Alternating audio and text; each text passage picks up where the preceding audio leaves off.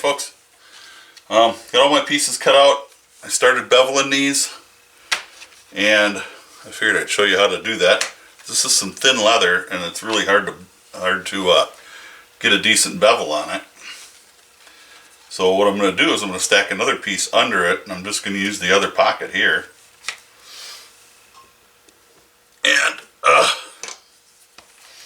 And I'm just going to take a number 0 beveler.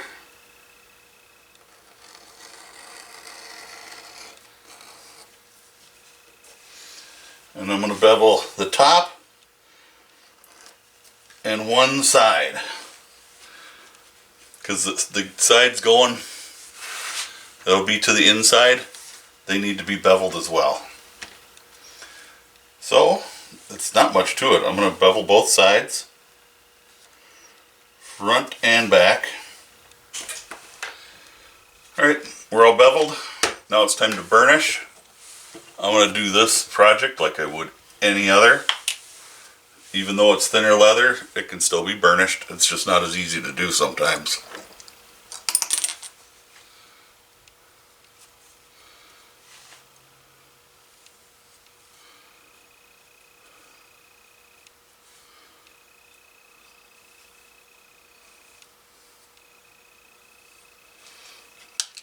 A little dye.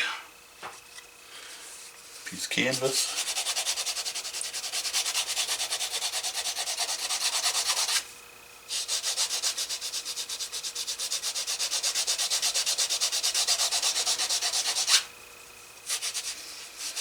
Just like the burnishing video, it's the same process. I'll go over it a couple, 2, maybe 3 times,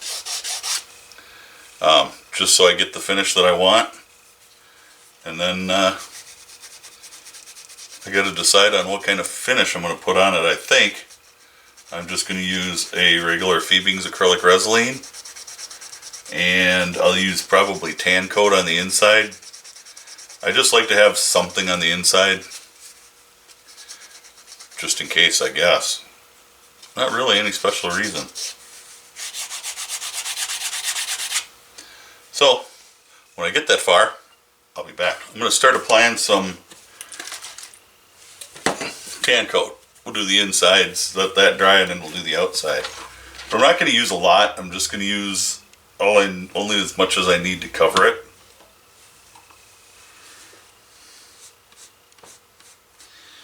And normally I'll use a dauber, but I can kind of get it worked in a little bit better. I might have to refill my bottle here.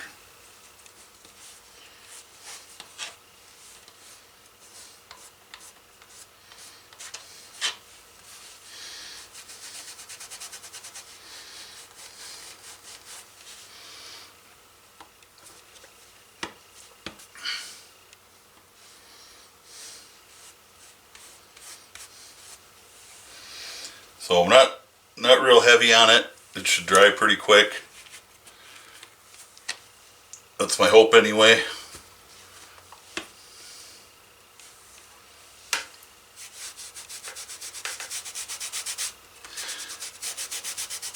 And I usually try to get my Resin on there, or my finish on there before my final burnish. So I've burnished once, it all looks really good. So I'm going to give it a sand with some 220 and burnish it again. But the tan coat's just going to offer a little bit of protection to the inside of the wallet.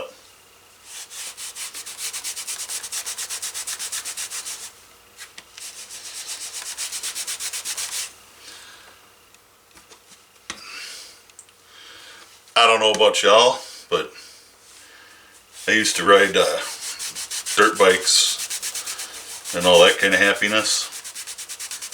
4-wheelers, 3-wheelers, do some off-road stuff. And I'd come across creeks and I'd just ride through them, so my wallets would get absolutely soaked.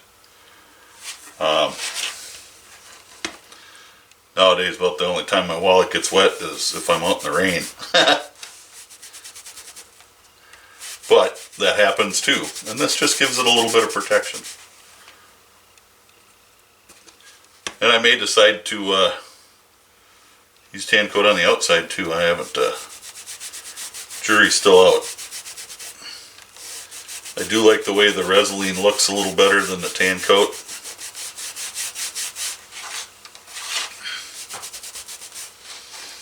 So I'm just going to keep getting everything done with the the tan coat, and we'll get back to do the Resolene.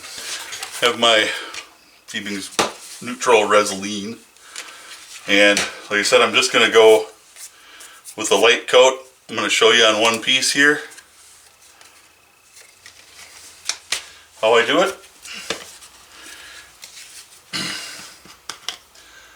Now I always try to, when I'm done, I'll take my rag that I'm using and I'll wipe out the inside of the lid. I know you probably can't see it. There's some crap caught in around the threads there, and that does not do wonders for your finish. Just get some on, and I'm just going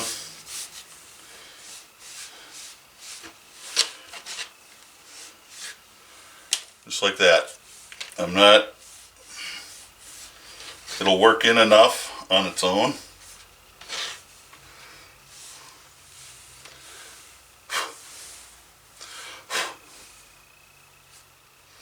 I should say clean off your bench too. I got a bunch of dust on here from leather dust.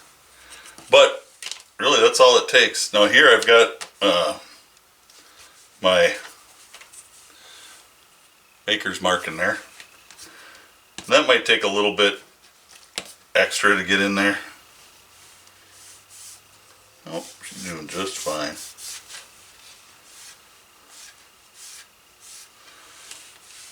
Just like that. That doesn't take much.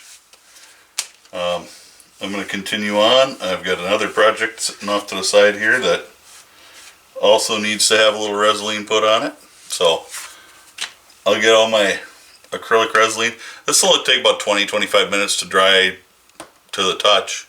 So it's dry enough to work it anyway. So we'll be ready to go in a couple minutes here. Alright, I got you zoomed in on here. Hopefully it's not too terrible. If I have to stop and redo this segment, I will. But I'm going to start, too much dust. I really got to take a day and clean my shop. My Resolene is dry, so I'm going to set the outer pocket right in the corner here. I don't use clips on it at this point because they don't do me any good. Now the outer, the inner pocket,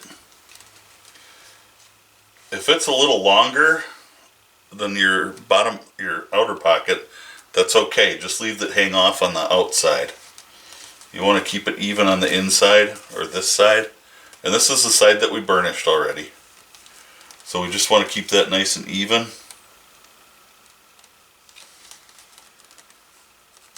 And it's a T-slot, so, or a T-pocket.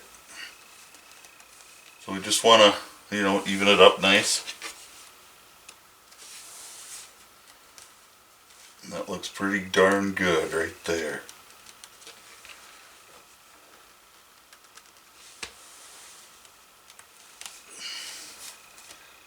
Now in this case, the top of that T is just about a 1/16 short, which won't hurt cards fitting in there. But I'm going to scoot everything over about a 1/16 of an inch, just so I can compensate for that.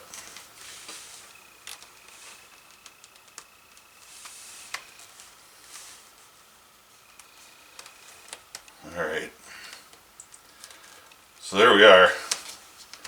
That's how it's going to look when it's assembled. Right now I'm going to hold, I got to just get a finger on this T-pocket and hold it. Take this one out of the way. I am not left-handed, so I'm going to try to sneak around this way. And I'm just going to take it all, and right at the bottom I'm just going to scribe a line.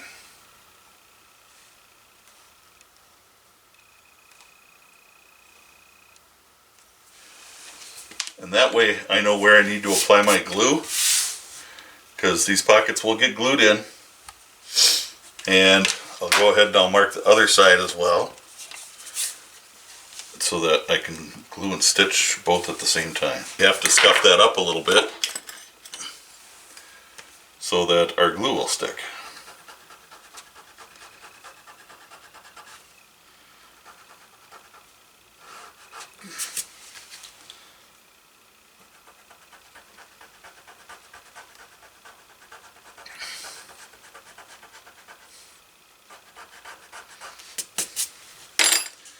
And now we're ready to glue.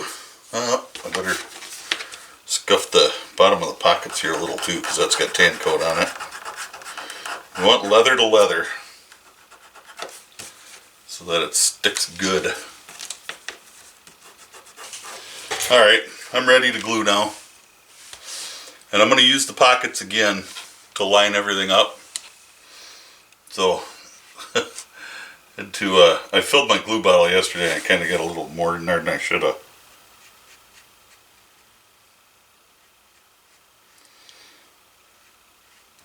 And this, nobody's ever going to see what's inside here.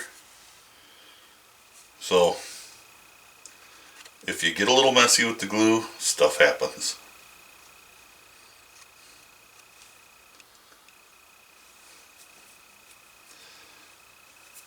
I need to look into Maker's Leather Supply has glue bottles with a brush that's adjustable up and down, so I don't have this situation where my brush is all the way down in my bottle. It could get messy.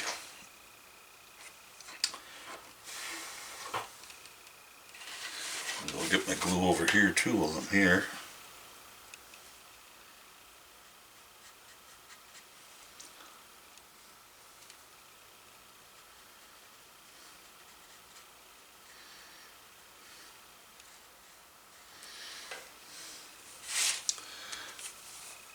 Now, at times you can use different leathers. Some people like to use a thicker outside than the inside. I don't. But you can certainly, play a little mix and match game. Your outside could be like a 5 to 6 ounce. Your inside the 2 to 3 ounce or 3 to 4 ounce. You could use a different type of leather on the inside. You could use I'm just using veg tan because I thought it'd be good for this video. Mostly. And I have plenty of it. I have some other stuff on the way. Just haven't gotten here yet. So, I'm going to lay this pocket back down.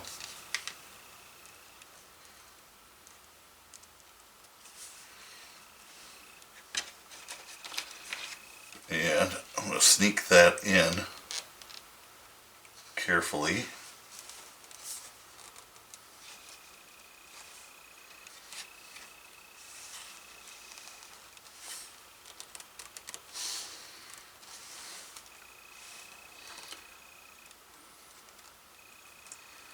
And I'm going to hold the top pocket. Now I skived the bottoms of my pockets, these inner pockets, so that when I do slide them in there, they don't touch the glue yet. You kind of gotta get in there and get after it. So that's just a trick that helps to kind of keep some of the bulk out of there as well. At one point I was skiving the edges of the pockets too, the inner and outer edge, but it just got to be more of a hassle than it was really worth. Unnecessary work.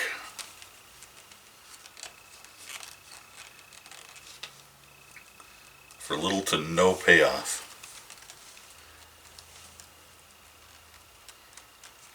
If it's something that you do a lot of, you want to keep it as simple as possible. I do quite a few wallets. And this isn't the only pattern that I use. I have a couple of other ones. This is just the easiest one. And it's a pattern to share. So I like using it on my channel. Tap that down. Now all I need to do is punch my stitch holes. I'm going to use my A scare? I don't know how to say that. But I kind of like these chisels. They work out pretty good. I have a 3 and a 4 millimeter. I'm going to use 4 on this.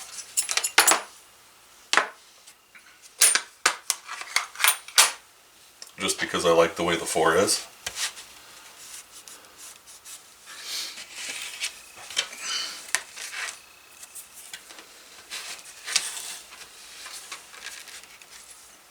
And I'm not going to get fancy because, you know, I can take my wing divider. I do like to try to keep some consistency there.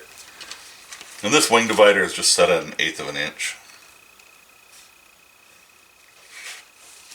And I just keep it there.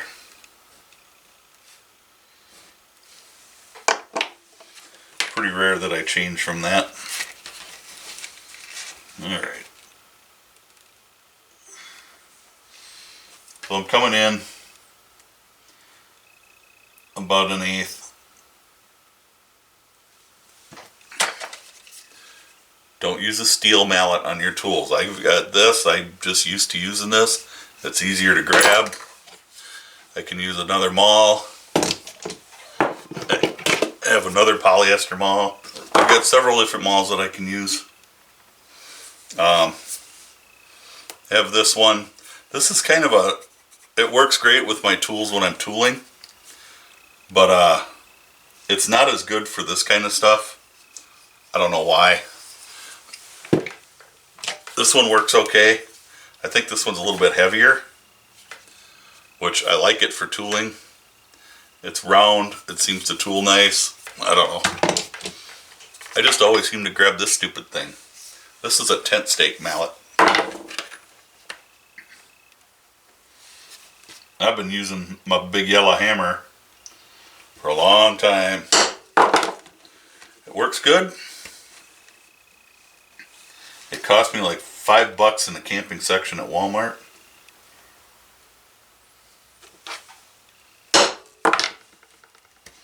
When I look to, when I'm looking to align my chisel, it seems like no matter what set of chisels I use, the tines and the handle are not perpendicular to each other. They're just a little off one way or the other. So rather than look at the handle to get straight, I look at the tines. And there's probably 1,000 different ways you can do this, but that's the way I do it. Make sure my tines are at a 90 to the rest of the leather. But the John James needles, these are a 002.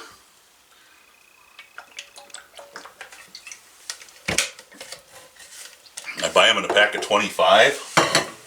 I lose them before they break. So that kind of tells you where they go. I need to find a smaller size. These are just a little bit too big for doing the 3 millimeter holes.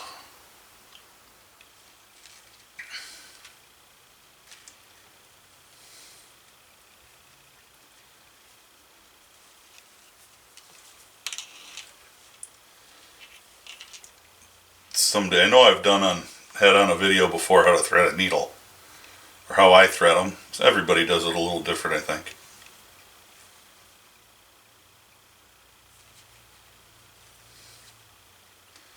So if you really think you need to see that, you'll have to drop a comment. Now the reason I'm using brown is because it won't be so visible on the inside.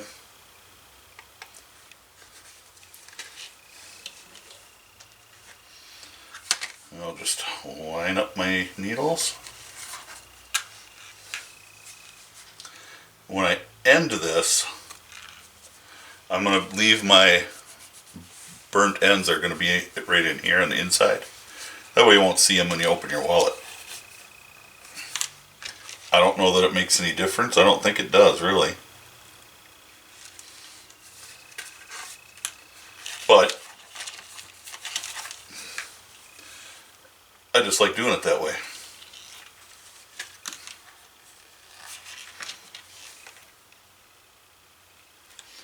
So I'm going to stitch these down and I'll be back and we'll show you the next step